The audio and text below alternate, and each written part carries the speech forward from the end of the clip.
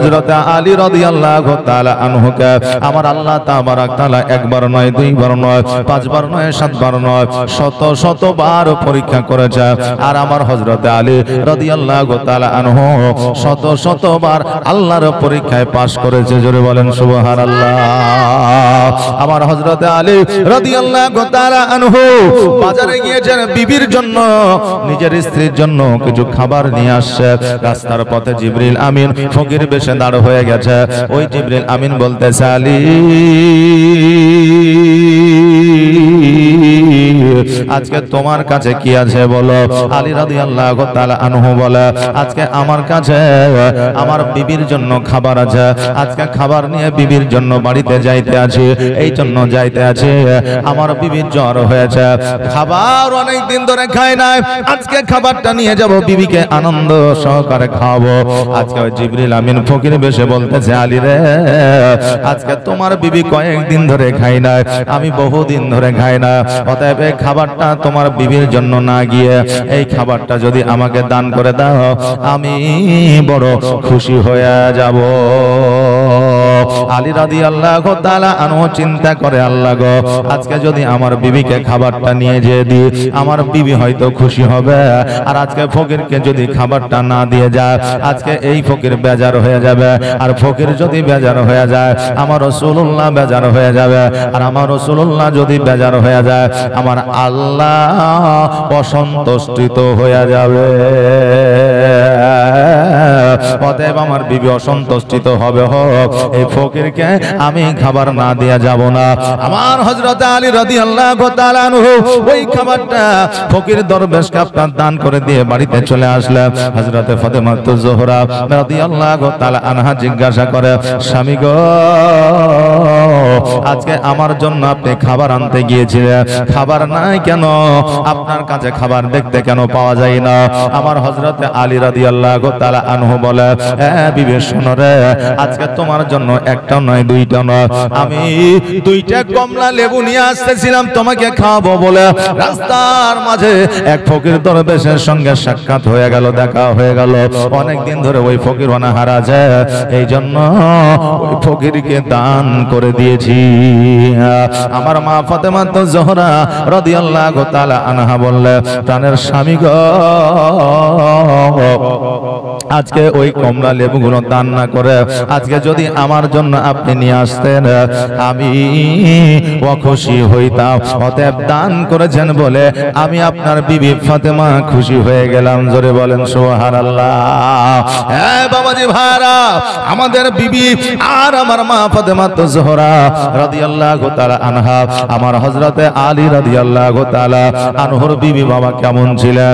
আজকে আমরা দুইটা লেবু নিয়ে আসার পথে ফকির দরবেশকে দিয়ে দিলে আমাদের বিবি হয়তো বলতো, তোমার মতো পাগল কি আর জগতে আছে? দান করতে একটা দিতে নাকি একটা বাড়ি নিয়ে আসতাম, তাই বলে দুইটাই দিয়ে দিতে হবে, এই কথা হয়তো আমাদের বিবিরা বলতো। কিন্তু আমার মা ফাতেমা, উনি জগতের সাধারণ নারীর মতো নারী ছিলেন না। আমার মা ফাতেমা যোহরা রাদিয়াল্লাহু তাআলা আনহা বললেন, ওগো স্বামী, আজকে ওই লেবুগুলো নিয়ে এসে যদি আমাকে খাওয়াইতে আমি যতটা খুশি হইতাম, আজকে দান করেছেন বলে আমি তার চাইতে 1000 গুণ বেশি খুশি হলাম। জোরে বলেন সুবহানাল্লাহ। আর পরে স্বামী আর স্ত্রী দুইজনে কথাবার্তা বলতে আছে, হঠাৎ করে দরওয়াজার সম্মুখে একজন ফকির দরবেশ এসে হাজির হয়েছে। বলে, কে আছে গো? আমার হযরতে আলী রাদিয়াল্লাহু তাআলা আনহু বলে, তুমি দরওয়াজায় কে আছে বলো? বলে, আমি হলাম ফকির দরবেশ। আমার হযরতে আলী রাদিয়াল্লাহু তাআলা আনহু বলে, ফকির দরবেশ শোনো, তোমাকে দেওয়ার মতো আমার বাড়িতে আর কিছুই না, তোমাকে দান করবার মতো আমার বাড়িতে আর কিছুই না। অতএব তুমি ফিরে যাও, আমার কাছে লোটা নাই, বাটি নাই, রুটি নাই, খাবার নাই, ফল নাই, মূল না, আমি তোমাকে কেমন করে দেব?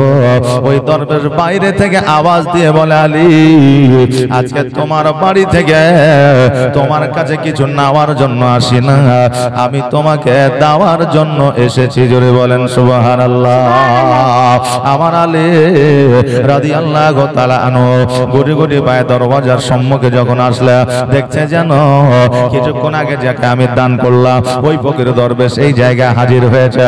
বলে দরবার আমার তো দেওয়ার মতো আর কিছুই না, বলো বলো তুমি আর কি চাও? বলে আমি দেওয়ার জন্য এসেছি, নেওয়ার জন্য নয়। বলে তুমি আবার কি দেবে? তুমি তো ক্ষুধার্ত ব্যক্তি। ওই ব্যক্তি বলতে আলী, আমার রাসূল পাক সাল্লাল্লাহু তাআলা আলাইহি ওয়াসাল্লাম বলে দিয়েছে আমার নবী নাকি ইলমের ঘর আর আলী নাকি ইলমের দরওয়াজা। আলী রে, আজকে তোমার জ্ঞান, আজকে তোমার ইলম আমি পরীক্ষা করতে চাই। বলো তো দেখি এই মুহূর্তে হযরত জিবরিল আমিন কোথায় আছে? আচ্ছা বলেন, জগতের মধ্যে কোন বিজ্ঞান আছে জিবরিল আমিন কোথায় আছে বলে দিতে পারবে? পারবে? ক্ষমতা আছে? নাই। পৃথিবীর মধ্যে কোন মাস্টার আছে, কোন ডাক্তার আছে, কোন হাকিম আছে? কে আছে বলে দিতে পারে জিবরিল আমিন কোন সময় কোথায় থাকে? বলে দিতে পারে। এই রকম ক্ষমতা পাওয়ার কারণে আমার আলী রাদিয়াল্লাহু তাআলা আনহু চোখ দুইটা বন্ধ করে সপ্তম আসমান দেখলেন, সপ্তম জমিন দেখলেন, কোন জায়গায় জিবরিল আমিনকে দেখা গেল না। এবার আমার জিবরিল আমিন আঙ্গুল দিয়ে দেখায় বলে দরবেশ রে, আজকে তুমি হলে জিবরিল আমিন। জোরে বলেন সুবহানাল্লাহ। জিবরিল আমিন বলতে জালি, আমি বুঝতে পারলাম, জানতে পারলাম তুমি ইলমের দরওয়াজা, এই জন্য আমার নবীজি তোমাকে বানিয়েছে। কারণ হইল তোমার মধ্যে ইলম আছে, জ্ঞান আছে। হযরত জিবরিল আমিন বলতে জালি রে, আমি তোমাকে কিছুক্ষণ আগে পরীক্ষা করতেছিলাম তোমার আল্লাহকে বেশি ভালোবাসো না তোমার বিবিকে বেশি ভালোবাসো? তুমি আল্লাহর ওয়াস্তে দান করো না বিবিকে নিয়ে গিয়ে খাওয়াও? এই পরীক্ষা করার জন্য তোমার কাছে দরবেশ হয়ে গিয়েছিলাম, কিন্তু তুমি তোমার বিবিকে খাবার না দিয়া আমাকে দিয়ে দিয়েছো, দরবেশকে দিয়ে দিয়েছো। এই জন্য আমার আল্লাহ তাবারাক তাআলা তোমার দানে খুশি হয়েছে। আল্লাহ তোমাকে পরীক্ষা করেছিল, আল্লাহর পরীক্ষায় তুমি পাস করেছো। এই জন্য আমার আল্লাহ তাবারাক তাআলা দুইটা লেবুর বদলে 12টা লেবু জান্নাত হইতে পাঠিয়ে দিয়েছে। জোরে বলেন সুবহানাল্লাহ। জান্নাত হইতে তোমার বাড়িতে পাঠিয়ে দিয়েছে। আলী রাদিয়াল্লাহু তাআলা আনহু বলে, এ জিবরিল শোনো, আমার নবী নিজেই বলে দিয়েছে যারা আওলাদের চাইতে, বিবির চাইতে, মা বাবার চাইতে নবীজিকে ভালোবাসতে পারবে না, তারা যেন মুমিন হতে পারলো না। যারা সকল দেশে সবার চাইতে নবীকে মহব্বত বেশি না করতে পারবে, ওরা মুমিন মুসলমান হতে পারবে না। এই জন্য আমার নিজের সন্তানাদের, আমার বিবি বাল বাচ্চা সবার চাইতে আমি বেশি ভালোবাসি আমার নূর নবীকে। জোরে বলুন সুবহানাল্লাহ। আজকে বাবাজি ভাইরা, আমরা দয়ার নবী, মায়ার নবী সাল্লাল্লাহু তাআলা আলাইহি ওয়াসাল্লামের কথা শুনলে রে বাবা, আজকে আমরা জমি জায়গা, আমরা বিবি বাল বাচ্চা, মা বাবা তো দূরের কথা, এক গ্লাস পানিও আমরা নবী নামে দান করতে চাই না, রাসূলুল্লাহর মেহমানকে দিতে চাই না। বাবাজি ভাইরা, আজকে জগতের মধ্যে আমরা যে মানুষ, আমরা নিজেই ভুলে গিয়েছি আমরা যে মুসলমান, আমরা যে নবীজির গোলাম, আমাদের যে শরীয়ত আছে, আমাদের যে নামাজ আছে, আমাদের যে রোজা আছে, আমাদের যে মসজিদ আছে, এই কথাটাই আমাদের স্মরণে না। আজকে এই কথাটা তো দূরের কথা, আমাদের যে মৃত্যুবরণ করতে হবে, মারা যেতে হবে, আমাদের চিরস্থায়ী জগৎ নয়, এই কথাটা আমরা স্মরণে রাখি না, মরবই না, এইরকম হয়তো চিন্তা ভাবনা করে আমাদের কার্যকলাপ আগের দিকে বাড়তেই থাকে, আমাদের কাজকর্ম আগের দিকে বাড়তেই থাকে। বেরাদার, আমরা যে মরবো এই কথাটাই আমাদের অনেকের স্মরণে নাই। আমার দয়ার নবী, মায়ার নবী সাল্লাল্লাহু তাআলা আলাইহি ওয়াসাল্লাম বলে দিয়েছে, হ্যাঁ আমার উম্মত উম্মতিরা, তোমরা প্রতিদিন যদি মরণকে 70 বার করে স্মরণ করো, আমার আল্লাহ তাবারাক তাআলা কিয়ামতের দিন তোমাকে শহীদের দরওয়াজা দান করবে। জোরে বলেন সুবহানাল্লাহ।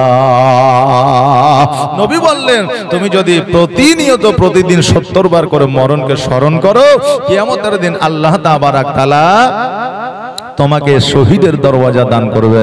আচ্ছা বলেন, আমরা মরবই তো, মরতেই হবে, মরে যাব, এইভাবে যদি স্মরণ করি শহীদের দরওয়াজা পাওয়া যাবে না।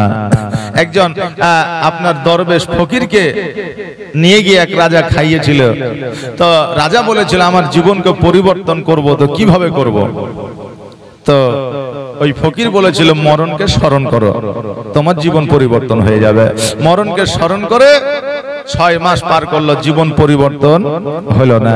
বলে এই ফকির মিথ্যা কথা বলেছে, ডেকে নিয়ে আসা হলো। এবার ফকিরকে বলছে তোমার মৃত্যুদণ্ড দেওয়া হলো, কারণ তুমি মিথ্যা বলেছো যে মরণকে স্মরণ করলে নাকি জীবন পরিবর্তন হয়। আমার তো পরিবর্তন হইল না, আমি তো প্রতিদিনই পড়ি যে মরতে হবে, মরবো, মরতেই হবে, 70 বার করে গণি, কই পরিবর্তন তো হইল না। তো ওই ফকির দরবেশ বলছে আমাকে তো মৃত্যুদণ্ড দিবেন, ঠিকই আছে, তা আমার শেষ ইচ্ছা একটা আছে, পূরণ করবেন? বলে কি? বলে আমাকে 1 ঘন্টার মতো আপনার এই রাজত্ব দিতে হবে, 1 ঘন্টার মতো রাজত্ব দিতে হবে। বলে দিলাম, শেষ ইচ্ছা তোমার। 1 ঘন্টার জন্য যেমনই রাজত্ব দিয়েছে অমনি ফকির অর্ডার করে দিয়েছে, আদেশ করে দিয়েছে যে এই রাজাকে 10 মিনিটের মধ্যে ফাঁসি দেওয়া হবে।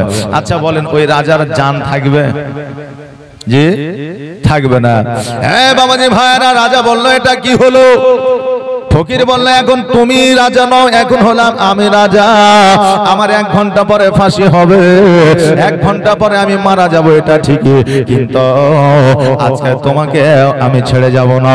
এই জন্য ওই ফকির বলল 10 মিনিটের মধ্যে ফাঁসি দেওয়া হবে। জেলখানার মধ্যে না নিয়ে গিয়ে তাকে গোসল দেওয়া হলো, তাকে আপনার সাবান শ্যাম্পু দেওয়া হলো, খুশবু লাগিয়ে দেওয়া হলো, গোলাপ জল ছিটিয়ে দেওয়া হলো। তার সম্মুখে দড়ি আপনার রসা পাক দিতে থাকলো। 10 মিনিটের জায়গায় 2 মিনিট আছে। এবার বাবা গলার মধ্যে আপনার রসাটা ঢুকায় দিয়েছে, এবার চাপ দেবে। এই মুহূর্তটা কেমন হইতে পারে? কলজা, ফুসফুসি, মাথা, ব্রেন, চোখ, কান এক থাকবে? থাকবে না। ওই আপনার রাজা বলতে যে ফকির রে, আজকে আমি তোমাকে যে জায়গাটা দিলাম, আজকে ওই জায়গাটা তুমি নিজে নাও না, ওই জায়গাটা তুমি আমাকে বোঝানোর জন্য নিয়েছো, সেটা আমি বুঝতে পেরেছি।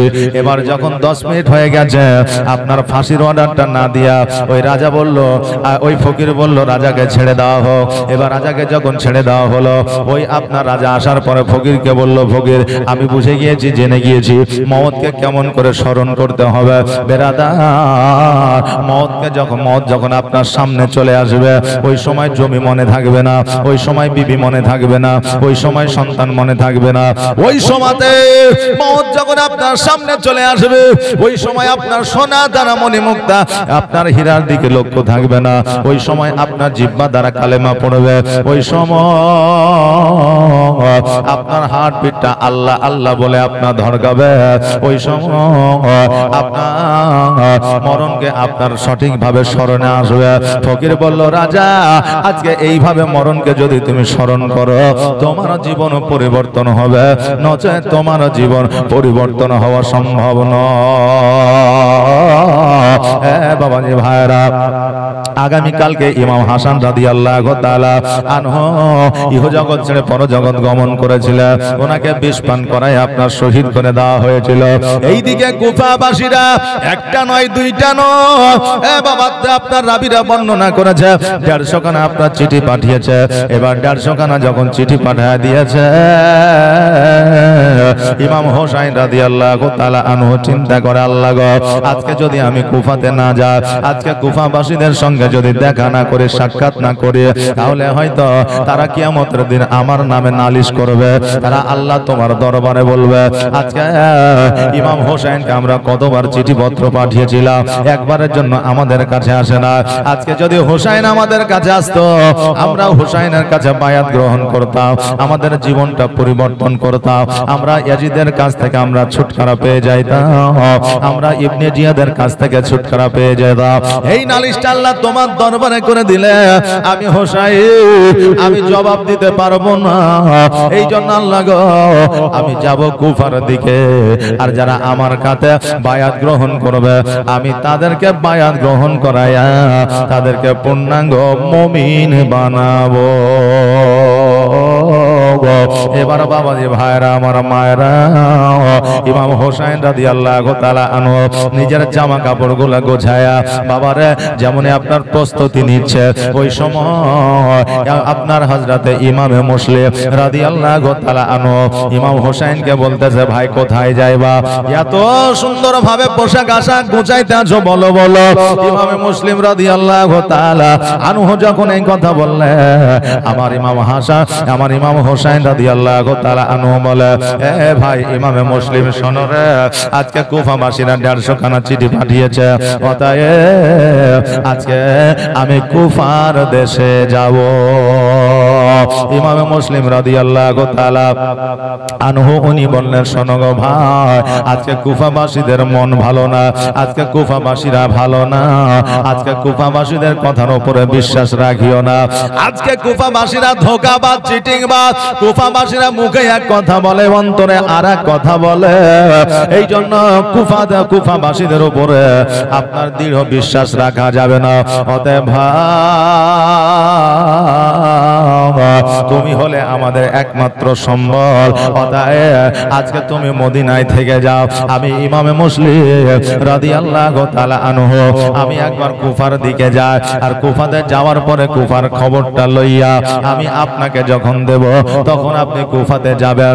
ওই কুফার খবর যদি ভালো হয় তবেই আপনি কুফাতে যাবেন, আর ওই কুফার খবর যদি খারাপ হয় আমি পত্র দ্বারা, চিঠি দ্বারা আমি লিখে পাঠিয়ে দেব, আপনার ওই কুফায় আসার দরকার না।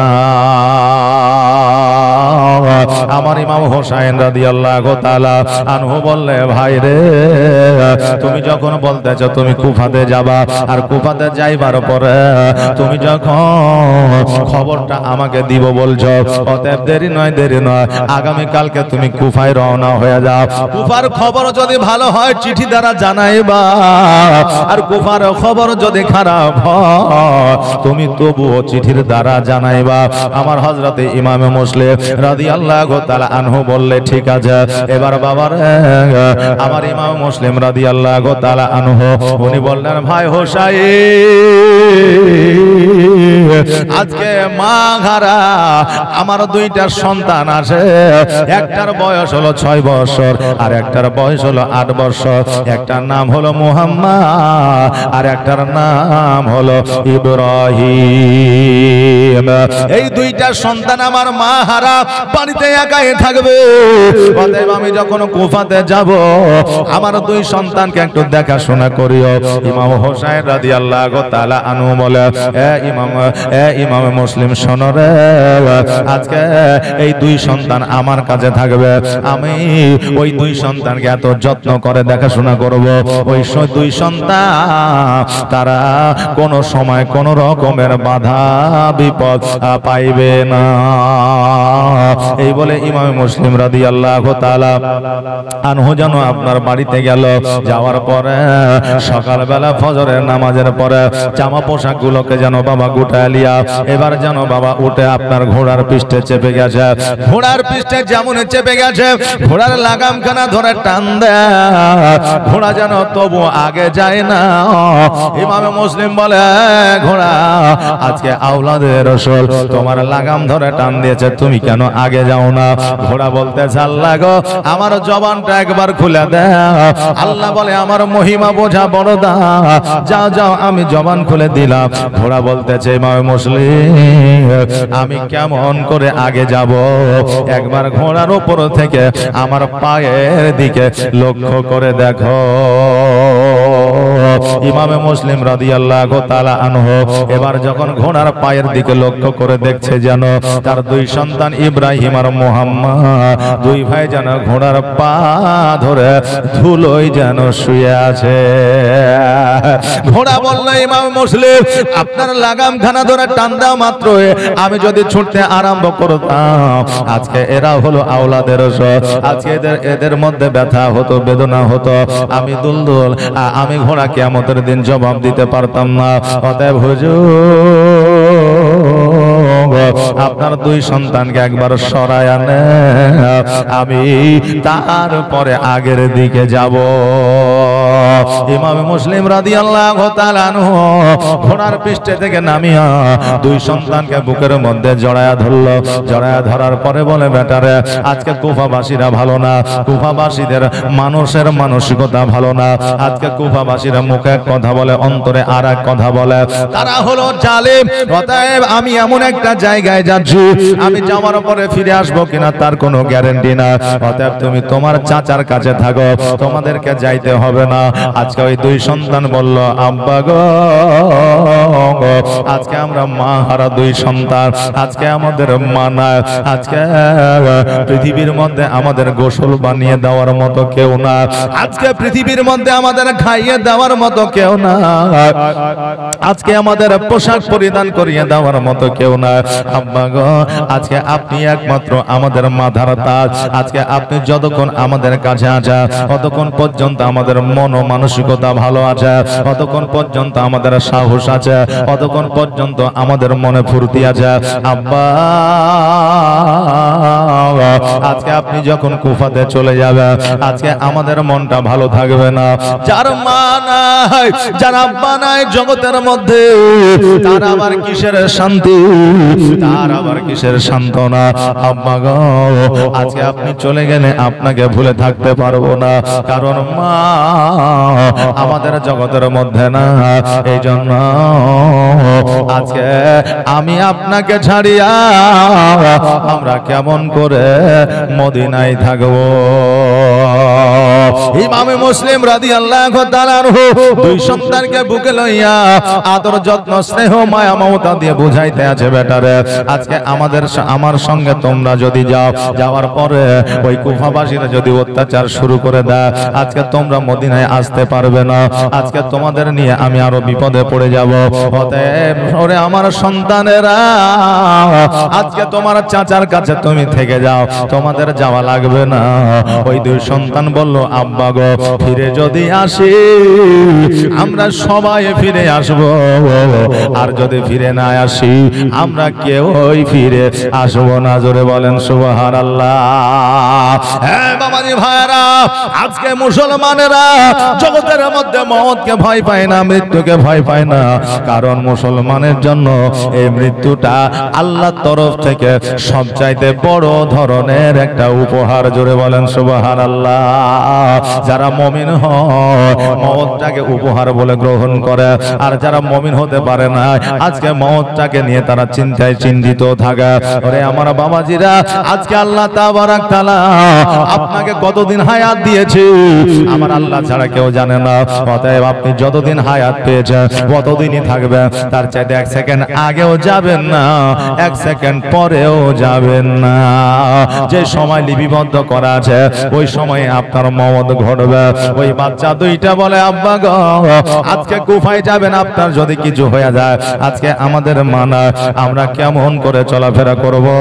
আজকে আমাদের মায়ের কথা বড় মনে পড়ে, তোমার স্মৃতি আজ বারে বারে কেন যে পড়ছে মনে, তোমার মায়াবী মুখটা মাগো ভাসছে শুধু দোনয়নে, ভাসছে শুধু দোনয়নে, তোমার স্মৃতি আজ বারে বারে কেন যে পড়ছে মনে, তোমার মায়াবী মুখটা মাগো ভাসছে শুধু দোনয়নে, ভাসছে শুধু দোনয়নে। মা ও মা, ফিরে কি আর আসবে না, দেখা কি আর হবে না। আদর সোহাগার ভালোবাসা ভরিয়ে দিতে মাগো তুমি আমার আদর সোহাগার ভালোবাসা ভরিয়ে দিতে মাগো তুমি আমার আজ তুমি কোথায় হারিয়ে গেলে আজ তুমি কোথায় হারিয়ে গেলে একবার কি আমায় পড়ে না মনে তোমার স্মৃতি আজ বারে বারে কেন যে পড়ছে মনে তোমার মায়াবী মুখটা মাগো ভাসছে শুধু দুনয়নে ভাসছে শুধু আদনয়নে আল্লাহুম্মা সাল্লি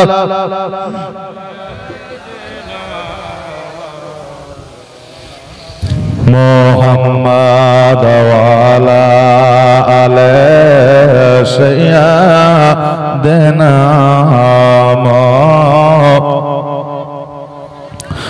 মুহাম্মদ সাল্লাল্লাহু তাআলা আলাইহি ওয়াসাল্লাম। এই আমার মা বোনেরা ভাইরা গো, ওই সন্তান দুইটা যখন নিজের আব্বাকে বলল, আব্বা গো আজকে আপনি আমাদের সঙ্গে করে নিয়ে চলেন, কারণ আমরা মদিনায় যদি দুই ভাই একাই থাকি, আমার মা নাই, আমরা কার কাছে থাকবো, কিভাবে থাকবো? আব্বা আপনি যেইভাবে থাকবেন আমরা সেইভাবে আপনার সাথে থাকবো। এবার দুই সন্তানকে লইয়া যেন বাবা ঘোড়ার পৃষ্ঠে চেপে গেল, লাগামখানা টান দিল, লাগামখানা টান দেওয়া মাত্র ঘোড়া যেন আপনার কুফার দিকে রওনা হয়ে গেল। এবার বেরাদার কুফার মধ্যে যখন প্রবেশ করছে আপনার স্বাগতম জানানোর জন্য, আপনার শুভেচ্ছা জানানোর জন্য, এবার ওই কুফাবাসীরা যেন সকলে যেন আগিয়ে আসতেছে, পত্র দ্বারা চিঠি দ্বারা জানিয়ে দিয়েছে আওলাদের রাসূল আসতে আছে। এবার বেরাদার দূর থেকে তারা মনে করেছিল ইমামে হোসাইন আসতেছে, কিন্তু যখন কাছে আসলো দেখলো যেন ইমামে হোসাইন নয়, এটা ইমামে হোসাইনের ভাই যার নাম হলো ইমামে মুসলিম। কিছু লোক যেন আপনার চলে গেল, ইমাম হোসাইনের নাম শুনে এসেছিল, তারা কিছু লোক চলে গেল, আর ইমাম মুসলিম রাদিয়াল্লাহু তাআলা আনহুর কথা শুনে যেন কিছু মানুষ আপনার থেকে গেল।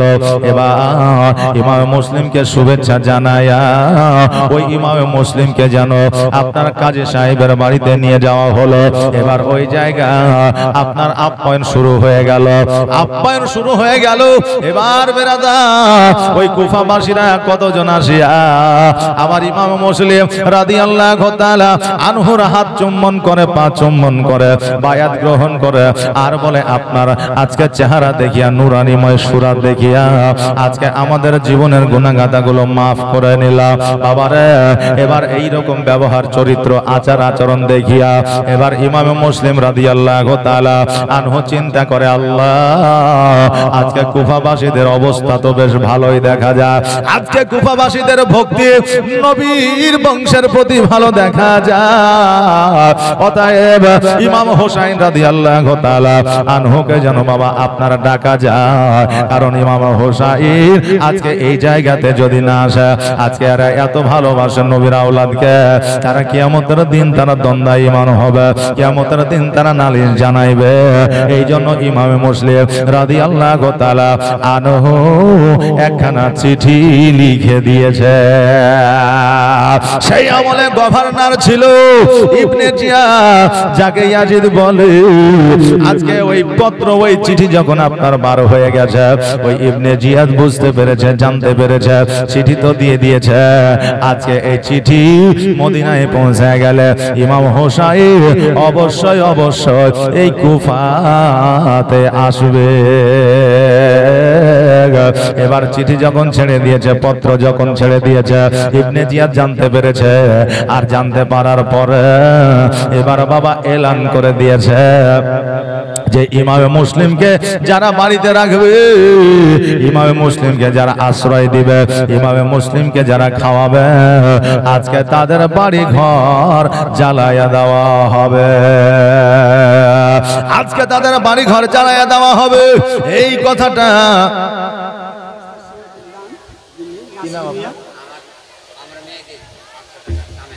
সামেনা 500 টাকা দিয়েছে। আর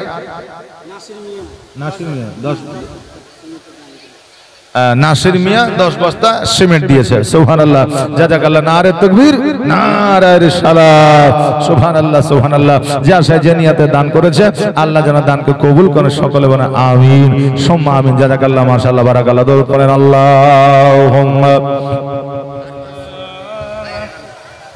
শায়রা, আচ্ছা, আপনার নাম কাসিম? সুবহানাল্লাহ। দেখেন, কাসিমের মেয়ে শায়রা নামে আরো 500 টাকা দান করেছে। সুবহানাল্লাহ, জাযাকাল্লাহ, মাশাআল্লাহ, বারাকাল্লাহ। যে আশায় যে নিয়তে দান করেছে, আল্লাহ যেন দানকে কবুল করে। সকলে বলেন আমিন। আরেকবার দরুদ শরীফ পড়েন। আল্লাহুম্মা সাল্লাল্লাহু মাওলানা মুহাম্মদ ওয়া আলা সাইয়্যিদিনা মুহাম্মদ। ইবনে জিয়াদ আপনার এলান করে দিল, ঘোষণা করে দিল, আজকে ইমাম মুসলিমকে যারা বাড়িতে রাখবে, আজকে ইমাম মুসলিমকে যারা আশ্রয় দেবে, আজকে ইমাম মুসলিমকে যারা বাড়িতে শোয়ার জায়গা করে দিবে, আজকে তাদের বাড়ি ঘর জ্বালায়া দেওয়া হবে, তাদের বাড়ি ঘরে আগুন দিয়ে দেওয়া হবে। বাবা যে ভাইরা, এবার আমার ইমাম মুসলিমকে যেন আপনার খোঁজাখুঁজি শুরু করে দিল। এবার সবাই জানে কাজী সাহেবের বাড়িতে আমার ইমাম মুসলিম রাদিয়াল্লাহু তাআলা আনহু আছে। এবার জানতে পেরে যাবে, বুঝতে পেরে যাবে বলে ইমাম মুসলিম রাদিয়াল্লাহু তাআলা আনহু ওইখান থেকে উম্মে হানির ঘরে যেন আপনার সুপাইত আছে। ইবনে জিয়াদের লোকেরা ইমাম মুসলিমকে খোঁজাখুঁজি করতে আরম্ভ করে দিয়েছে, কিন্তু ইমাম মুসলিমকে যেন খুঁজে পাওয়া যায় না। কোথায় গেল, কোথায় গেল, ইমাম মুসলিমের খবর পাওয়া যায় না। এবার বাবাজি ভাইরা, ইবনে জিয়াদ এবার অফার দিয়ে দিল, যেন একটা অফার দিয়ে দিল, বলে দিল যে আজকে শোনো রে, ইমাম মুসলিমকে যে ধরে দিতে পারবে, ইমাম মুসলিমকে যে এনে দিতে পারবে, কোথায় আছে যে ঠিকানাটা দিতে পারবে, আজকে তাকে সোনার মোহর দেওয়া হবে, তাকে 100টা উট দেওয়া হবে। এই খবরে এলান যখন করে দেওয়া হলো, এবার সবাই যেন সৈন্যরা খোঁজাখুঁজি আরম্ভ করে দিল, কিন্তু বাবা ইমাম মুসলিম রাদিয়াল্লাহু তাআলা আনহুকে যেন খুঁজে পাওয়া যায় না। এইভাবে যেন বাবা দিনগুলো অতিবাহিত হতে লাগলো। এবার একজন আপনার এজিদের কাছে আসিয়া বলল, আপনি কি ইমাম মুসলিমকে খুঁজছেন? বলে হ্যাঁ। বলে খুঁজে পেয়েছেন? বলে না, পাইনি। বলে আমাকে যদি 50টা মোহর দেন, আমি খুঁজে নিয়ে এসে দেব। বলে পারবে তো? বলে অবশ্যই পারবো। বলে 50টা মোহর অগ্রিম দিতে হবে। বলে তোমাকে অগ্রিম দিয়ে দিব, ইমাম মুসলিমকে যদি এনে দিতে না পারো? বলে অবশ্যই এনে দেব। ভাই আপনার ইবনে জিয়াদ ইয়াজিদ বলল, শোনো, আজকে তোমাকে 50টা মোহর আমি অগ্রিম দেব, এটা ঠিকই, কিন্তু ইমামে মুসলিমকে যদি না নিয়ে আসতে পারো, ইমাম মুসলিমের যদি খবর না দিতে পারো, তোমার গর্দানটা আলাদা করে দিব। বলে তা করে দিয়া এবার বাবাজি ভাইরা 50টা মোহর নেওয়ার পরে এবার ওই ব্যক্তি কি করেছে, একটা মসজিদে এসে যেন বাবা যেন আপনার নামাজ পড়েছে, মাগরিবের নামাজ। এবার নামাজ পড়ার পরে ও যেন মসজিদ মসজিদে চুপ করে বসে আছে। এবার বসে থাকার পরে আপনার ডান দিকে বাম দিকে সামনে পেছনে লক্ষ্য করছে, এ দেখছে যে বেশি বেশি করে আল্লাহর ইবাদত বান্দাই করবে, যে তাসবিহ তাহলিল করবে, আজকে সেই পারবে একমাত্র ইমামে মুসলিমের খবর দিতে। কত বড় একজন আপনার ধোঁকাবা, কত বড় একজন বিশ্বাসঘাতকতা করে দেখা। একজন মসজিদে গিয়ে ইমাম মুসলিমের খবর নিতেছে, এ জানতে পারতেছে যে একমাত্র মুমিন ছাড়া কেউ ইমাম মুসলিমের খবর দিতে পারবে না। দেখছে যেন একজন বান্দা ওই মসজিদের মধ্যে বসে বসে আল্লাহ আল্লাহ আল্লাহ আল্লাহ বলে জিকির আজগার করতে আছে। এবার গুটি গুটি ভাই তার পাশে গিয়ে বসে বলতেছে, ভাই আজকে আপনি কি ইমাম মুসলিমের হাতে বায়াত গ্রহণ করেছেন? বলে হ্যাঁ। বলে আমিও ইমামে মুসলিম রাদিয়াল্লাহু তাআলা আনহুর হাতে হাত দিয়ে বায়াত গ্রহণ করতে চাই, কিন্তু আজকে আমি জানতে পারিনি ইমাম মুসলিম কোথায় আছে। আজকে ইমাম মুসলিমকে যদি পাইতাম, আজকে তার কদমে চুম্বন করিয়া, আজকে তার হাতে চুম্বন করিয়া, আজকে আমার জীবনের গুনাহ খাতাগুলো মাফ করতাম। কিন্তু বাবারে, আসলে নবীর প্রেমিক নয়, আসলে নবীর বংশের প্রেমিক নয়, এ হলো নবীর বংশের দুশমন। আজকে ইমাম মুসলিমের কাছে পৌঁছানোর জন্য ওই ব্যক্তি আপনার অভিনয় করছে। এবার ওই বান্দা বলল, শোনো ইমাম মুসলিম কোথায় আছে, আমার দ্বারা বলা সম্ভব নয়। ওই ব্যক্তি বলতেছে, শোনো আজকে ইমাম মুসলিম কোথায় আছে তুমি যদি না বলো, আর আজকে আমি যদি বায়াত গ্রহণ না কর হয়, আজকে যদি বায়াত গ্রহণ না হতে পারে, আগামী কালকে কিয়ামতের দিনে তোমার নামে যদি আমি নালিশ করে দিই, তুমি জবাব দিতে পারবে না। ওই ব্যক্তি বলল, শোনো রে, আজকে ইমাম মুসলিম কোথায় আছে আমি বলে দিতে পারি, কিন্তু শোনো আজকে তুমি এই কথা এই খবর কাউকে বলবা না। তুমি একমাত্র ইমাম মুসলিমের কাছে যাবে, যাওয়ার পরে তার কদমে চুম্বন করিয়া তোমার জীবনের গুনাহ খাতাগুলো মাফ করে নিবে, আর নবীর আওলাদকে একবার চক্ষু দ্বারা দেখে নেবে, আর ওই জায়গা থেকে তুমি চলে যাবে, আর জীবনে কোনোদিন কাউকে বলবে না।